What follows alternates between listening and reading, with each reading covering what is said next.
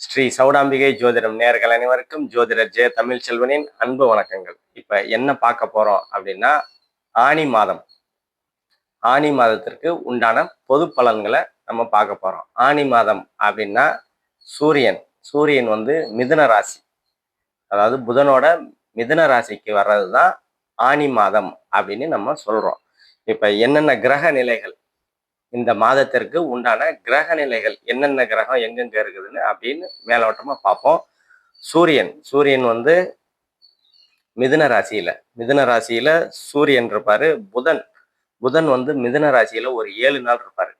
தன்னோட சொந்த ராசியான மிதுன ராசியில புதன் ஒரு 7 நாள் இருப்பாரு. அதே மாதிரி குரு பகவான் இரண்டாவது, அதாவது குரு பகவான் கடகத்துல, சூரியன்ல இருந்து 2வது வீடான கடகத்துல உச்சமடைவார். குரு உச்சமடைவது நல்ல விசேஷம். ஒரு 12 ஆண்டுகளுக்கு ஒரு முறை நடக்கக்கூடிய நிகழ்வு குரு உச்சமடைகிறாரு. அதே மாதிரி புதன் 23 நாள் குருவோட இணைவார் புதன். அதே மாதிரி சுக்கிரன் வந்து ஒரு 19 நாள் குரு புதன் சுக்கிரன் இணைவு கடகத்துல இருக்கும். அதுக்கப்புறம் கேது சிம்மத்துல இருப்பாரு. கேது சிம்மத்துல இருக்கிற கேது கூட சுக்கிரன் ஒரு 11 நாள் வந்து சுக்கிரன் இணைவாரு. கேது சுக்கிரன் இணைவு சிம்மத்துல இருக்கும். அதே மாதிரி ராகு வந்து கும்ப வீடு, சனியோட கும்ப வீடு, ஸ்திர வீடு, கும்ப வீட்டுல ராகு பகவான் இருப்பாரு. அதே மாதிரி சனி பகவான் வந்து மீன வீட்டுல இருப்பாரு. குருவோட மீன வீட்டுல இருப்பாரு. செவ்வாய் வந்து முதல் 4 நாட்கள், இந்த ஆனி மாதத்துக்கு முதல் 4 நாள் மட்டும்தான் செவ்வாய் வந்து தன்னோட சொந்த வீடான மேச ராசியில இருப்பார்.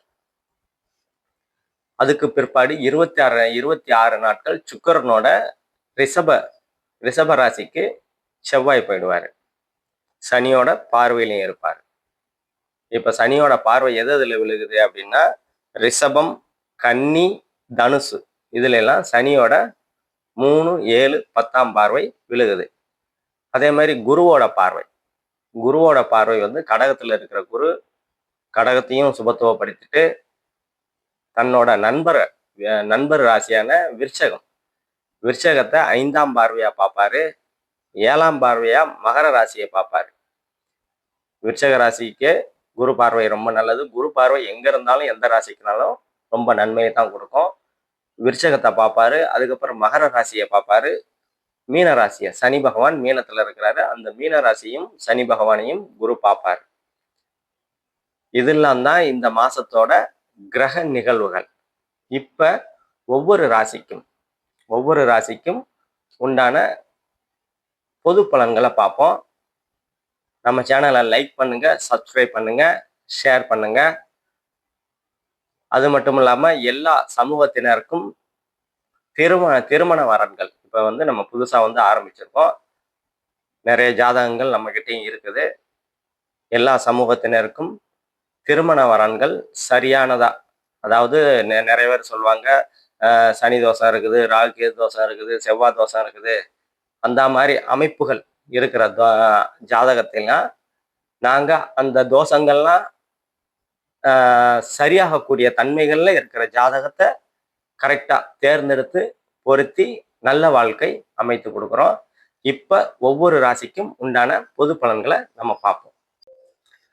கும்பராசி நேயர்கள் அனைவருக்கும் வணக்கம்.